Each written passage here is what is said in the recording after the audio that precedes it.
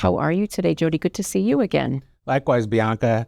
Sorry, Eden couldn't make it again today. We got a call from our daughter that she had an urgent situation, so she had to take care of our granddaughters. Well, I understand that. Family first and life happens, unfortunately. Yeah. So, well, anything that we discussed today, obviously I'm going to email, follow-up reports, and I'm always available to help answer any questions that she has as well. So thank you so much for sending me the information to be able to put your retirement income plans together. I did send over an agenda yesterday. I emailed it to you. Were you able to review it? I did. Thank you so much for putting that together. It really helps me anticipate what we're going to talk about today, so I appreciate that. And I did share that with Eden, so I really appreciate your putting that together. Yeah, no, it's nice for both of us to go kind of know the topics that we're going to discuss. Mm-hmm. But as always, if there's something that wasn't on that agenda that's important to you, bring it into the conversation. I want to make sure that I answer and help you as much as I can, that you're confident at this stage as we're going through this. Okay, very good. Thank you. So we'll go through this. You expressed to me, and you did confirm by looking back at your expenses, that you need about $85,000 a year net of taxes, Medicare, what's going to hit your bank account every single year for your lifestyle and your expenses. Yes. So what I have done is I've actually prepared 2 reports. And I know that you had emailed me, you picked your Social Security claiming strategy. We're going to claim upon your retirement, in just a couple of weeks. So both strategies show that claiming, those numbers that we reviewed. And so we'll start with the first strategy, kind of review it, and then I'll kind of highlight the differences between the two as we go through the second strategy. You did share your asset levels with me. Mm-hmm. So we are factoring in about your $1,275,000, which was your savings. Great. And we'll get into your balance sheets as well as your Social Security, your income sources, as deeper into the report. Just like the Social Security report, I'm running these plans to age 95 for each of you. Okay. As we go into the report, one of the important things I want to highlight is a 3% annual income inflation need. What does that mean? We're assuming, we know things don't get less expensive, so we are assuming that you and your spouse are going to need 3% more income every single year over year throughout retirement to keep pace with, the gallon of milk and the dozen eggs. Right. So that makes sense. We know it's not getting cheaper. No, unfortunately not. And you'll see that illustrated throughout these forecasts. We are also showing a tax withholding total percentage of about 15%. Okay. I always encourage to bring your accountant, your CPA into this conversation. But at this income level, we figured that was a safe place to start. So total tax withholding of 15%. We see a couple of 4 different line items here with different interest rates. So let's talk about that for a minute. I mentioned that this report is investment agnostic, but we have to make some assumptions because your money's going to do something over the next, 30 some odd years. So we have to make some assumptions.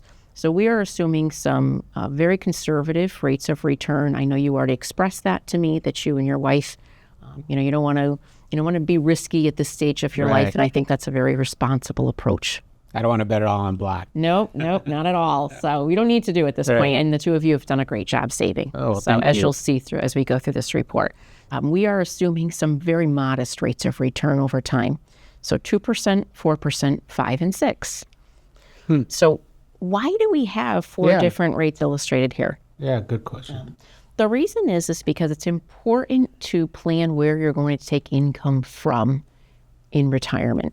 Are you familiar with the term asset allocation? Yeah, it's like the makeup of the investment, right? Stocks, bonds, et cetera. Yeah, what percentages and what type of asset. My team and I believe that proper planning also includes asset location. Sometimes it's a new concept, but essentially what that means is the sooner you're going to need to access funds in retirement for income needs, the more conservative that they should be. And that's kind of rolling throughout retirement. You expressed to me the first time we met as you were closing your Medicare that you have concerns about the market, about losing funds. Right. And so as a planner, even though this is investment agnostic, this is the foundation for a solid plan, is that income segmentation So that way, if you do have funds that are invested in the market, if there's a market pullback, you're not taking income from that segment of assets. So you're giving it time for the economy to stable. Okay, that makes sense. Instead of like a 4% withdrawal rate, which has been changing, Yeah. this locates dollars for a specific need, timeline need. Yep. Oh, Specific okay. location. And we saw even in recent years that the 4% rule, which was the gold standard, Right. didn't really hold up Right. in time. So additional planning. That's what is I've been needed. reading. Yeah. Yeah.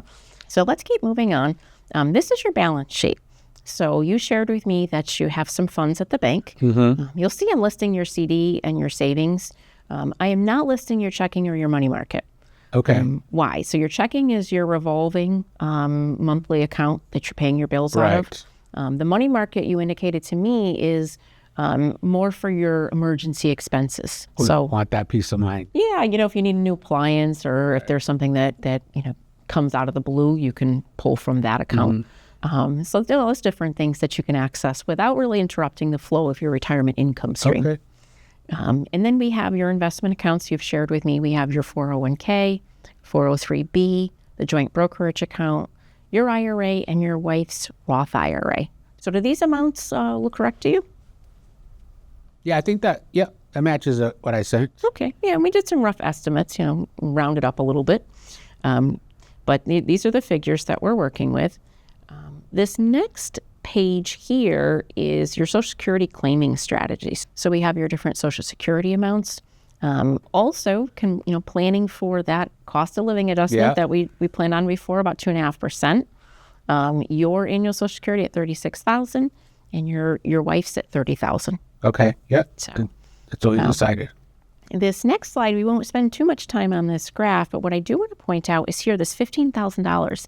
So you shared with me that you and your wife are excited to go, you want to take a European cruise next year. Yeah, we've been planning that for a while. Yeah. So I baked into both of these retirement income forecasts about a $15,000 withdrawal to help you pay for that. Oh, awesome. Yeah. Yeah, retirement should be fun. Yeah. So let's plan for those, the fun times as well as the unexpected expenses.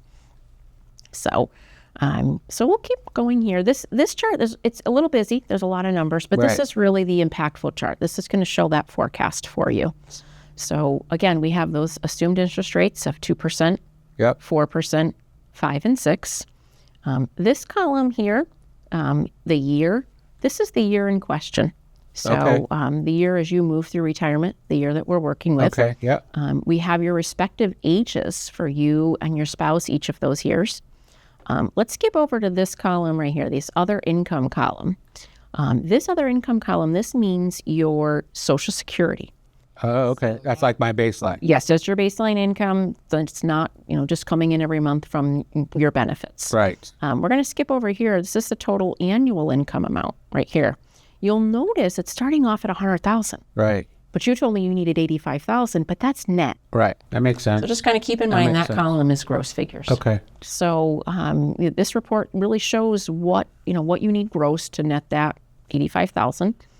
This column here is, to get to the magic number after your Social Security, what do you have to take from your portfolio? Right. Okay. To get you the money that you need to fund your lifestyle. So we can see when this plan, the starting portfolio draws about $33,000.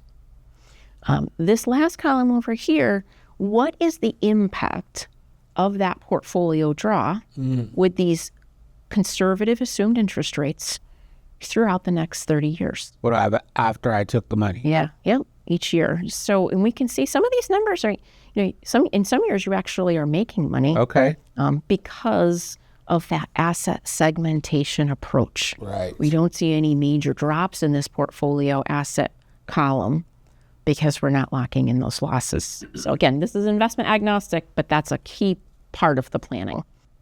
So what's the bottom line? All right, We so live to the projected ripe old age of 95. Skip forward. So the bottom line is with this, with segmentation strategy, at ages 95, you are projected to have about $1.5 million. Wow. So my kids and grandkids should be pretty happy, I would say. They should be pretty happy. But again, one of the successes to This forecast is that asset segmentation because you're not locking in losses to fund your retirement paycheck. So what I like to see with numbers like that, when there's a healthy buffer, is to be able to build in additional things that enrich your life, allow you to enjoy your retirement. The other thing that's important to consider is there's the what ifs in life. Right. You may need to do some repairs on the home. Cars don't last forever. So this shows me that you have some wiggle room, quite a bit, inside your portfolio to take some withdrawals at times. I noticed too that like at that age, I'm showing a gross income like almost $200,000. Yeah. Chances are we're going to be slowing down at that point. Can we adjust that as we go along? Yeah, absolutely. This plan is a living, breathing document. Okay. So for the folks that we work with, we are meeting at least once a year to reassess these numbers and make adjustments as needed. And so that and that gives us some leeway time if we do see something that if you need to take more money, what does the overall impact look like? Okay. So one of the things that I see in here too is you have quite a bit of funds that are pre-tax. Right. So you're going to hit an age where you're having to start taking required minimum distributions. Are you familiar with that term? I am. Yeah.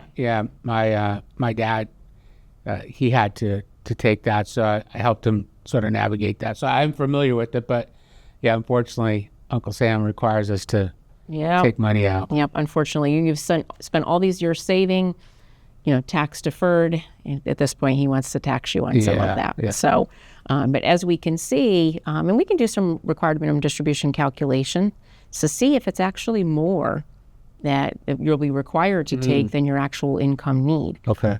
So, another thing that we can work through as well is what does it look like? Does it make sense to do some Roth conversions? Okay. So we can run an analysis on that.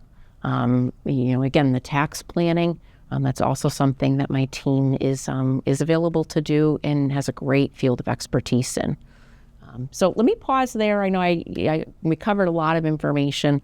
I do have one more plan that I want to show you that's a slight alternate to this. Okay. Again, investment agnostic, but it demonstrates a little shift in your assets that can demonstrate some guaranteed income for you and your spouse that you can never outlive. But before we get to that, any questions on this one? Not that I can think of. All right. No, not that I can think of. All right. Well, let's go to the next plan.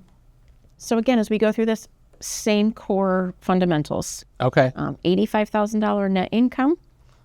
We are still working with a 3% annual inflation, income inflation projection, 15% tax rate. We still have that asset segmentation. Okay. Still the same conservative rates of return Okay. that we're assuming. We have on your balance sheet here the same bank account information, but you'll notice, so your 401k and your balance sheet on the first plan is $400,000. That's what's in it. We are reducing that a little bit to plan for a lifetime income stream. So I'm listing about $150,000 because we would earmark about $250,000 to fund that lifetime income stream. Oh, okay. You'll see it like an alternative investment type of thing? Okay. Correct. And again, this is not investment recommendations, but this is a demonstration of what an additional income stream above Social Security could do for you. Makes sense. And there's different tools that we use. Some of them are annuities to give that lifetime income. But we can get deeper into that if it's something that you're interested in talking about. Okay. So all these other numbers are the same. Here we have on the income sources, we have your Social Security. That's the same. But I ran several different quotes, and for $250,000 for you and Eden's life, that would be a guaranteed income stream of about $18,250. What happens if we pass before the $250,000 runs out? Yeah, great question. So there's no reduction in income. So that $18,250, that's for guaranteed until the last one if you pass this. If you outlive that money, the investment company is on the hook to continue sending you that for every single year until the last one if you pass this. On the flip side, if there is even $1 left in this account, it's paid out to your other beneficiaries, I assume your children. Okay. So, and we can get into details on that if that's something that, after you talk with your spouse that's in, worth exploring. Right. There's different options. We still have the plan for your European cruise, the Right. 15,000. Or two. Yeah, yeah. So here we have that same money page. Couple of differences though. We can see the other income, stream. This is going to include that guaranteed lifetime income that an annuity can give you. That income stream. It's also going to include your Social Security. Okay. Everything else is the same. Your total annual income need, $100,000 gross to start. Portfolio assets. The portfolio income amount you can see is much lower. Right. Instead of $33,000, you're taking $15,750, Oh. and it's lower perpetually throughout retirement. So what's the bottom line at the All end? right, so let's look at the drum roll, please. Instead of 1.5, it worked out to be about 1.7. Whoa. So I have reliability of income, and I can leave more money, or I could maybe go on a third. Yeah, let's try to play one every other year. Those go-go years. Right. So, these two reports, I think sustainable, solid numbers on both of them. Any questions? No. I know you said that this is not an investment recommendation, but can you show me some recommendations, some specific recommendations? Yeah, I'd love to put something together. One of the aspects that's important is that we are sensitive to your risk tolerance, your comfort level with the market and account movement. So I will ask you to take our risk questionnaire. I can email you a link All right. for that. And I would just say, I'll send you that. I would ask for you to send me your most recent statements. Okay. Yeah, we could get those over. I don't need the bank account statements. The CD maturity date would help, but your investment statements, if you could email those over. Yep. And then give me about 2 weeks, because I really want to spend some time to craft something in different options. Sure. I like to show folks options for each one of those segments. And we'll put something together, and hopefully it'll give you and Eden some additional confidence, and really is something that helps put this path forward for you. That sounds good. Let's set up another time to get together, and we can actually get into some details of different investment recommendations. All right. I also want to send you some more information about me and my firm, my privacy policy and whatnot. That's important at this stage of our relationship. So how about, again, let's look at the calendar. I can't do Thursday, but how about a week from this Tuesday? Also morning, will that work? Okay. Yeah, that sounds good. All right, sounds good. We'll put it down for 10, and I'll see you then. If I have any questions in the meantime, I'll email you, but let me do some work for you. All right. Thank you, Bianca. Awesome. Good to talk with you, Jody. Thank you for your Likewise. time.